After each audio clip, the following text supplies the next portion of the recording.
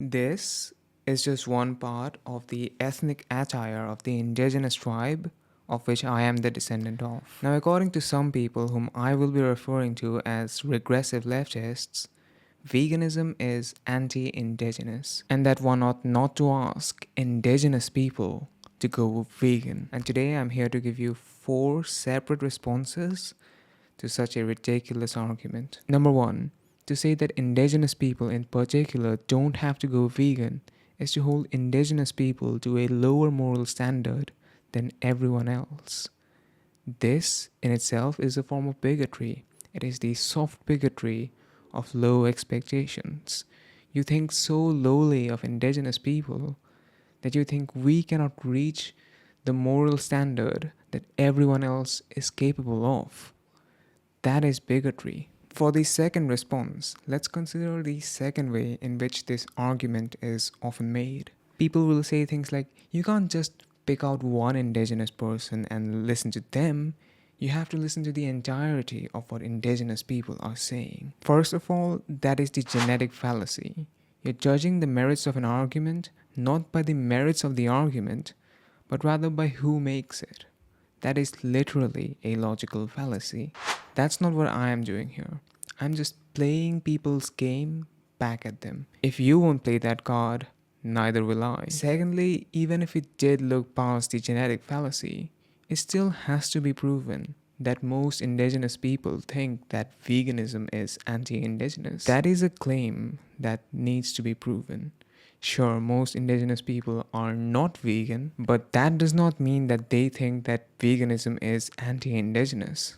No, that's not a logical conclusion that you can draw. And I can just leave it there. Remember, what can be asserted without evidence can be dismissed without evidence. Number 3, there is something else to be said about the claim that most indigenous people say that veganism is anti-indigenous.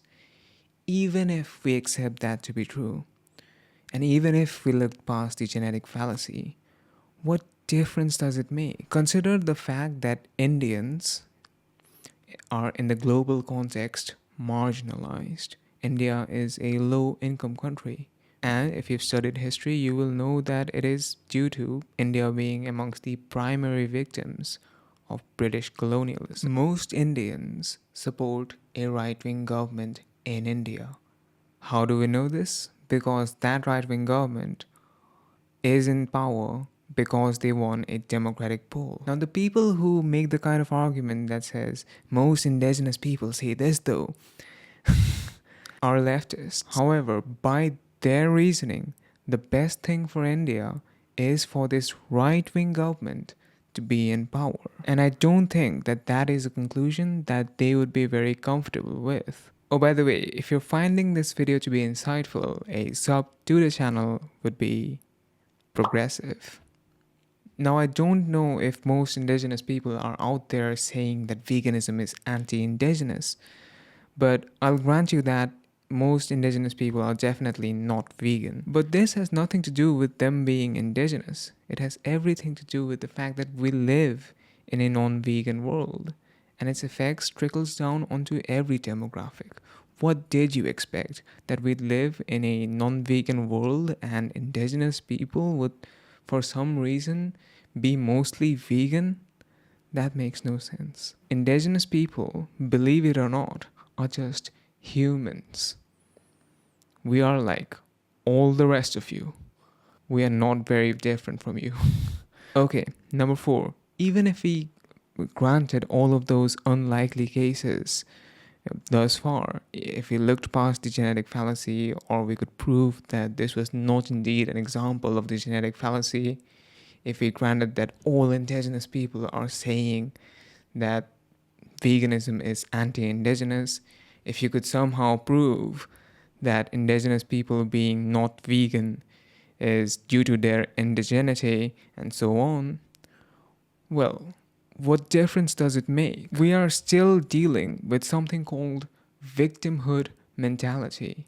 When someone uses their victimhood, genuine victimhood by the way, to excuse any behavior on their part. I might be marginalized, but does that give me the right to punch someone in the face for no reason and then say, Well, I'm indigenous too. I can do what I want. And you saying that punching is wrong is anti indigenous.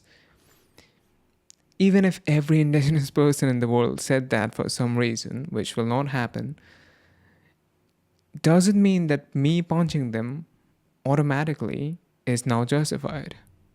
No, it's not. Someone being oppressed does not justify them harming others unnecessarily, especially when the others that they are harming are even more oppressed than they are. Non human animals are more oppressed than anyone else on this planet. But it's not a competition. The only thing that matters is that we are causing unnecessary suffering, unimaginable unnecessary suffering onto them when we don't have to. If you'd like a more detailed account of the fourth point that I discussed in this video, click here. To support me in making more of these videos, click here. You do get exclusive benefits in return. And I'll see you in the next one.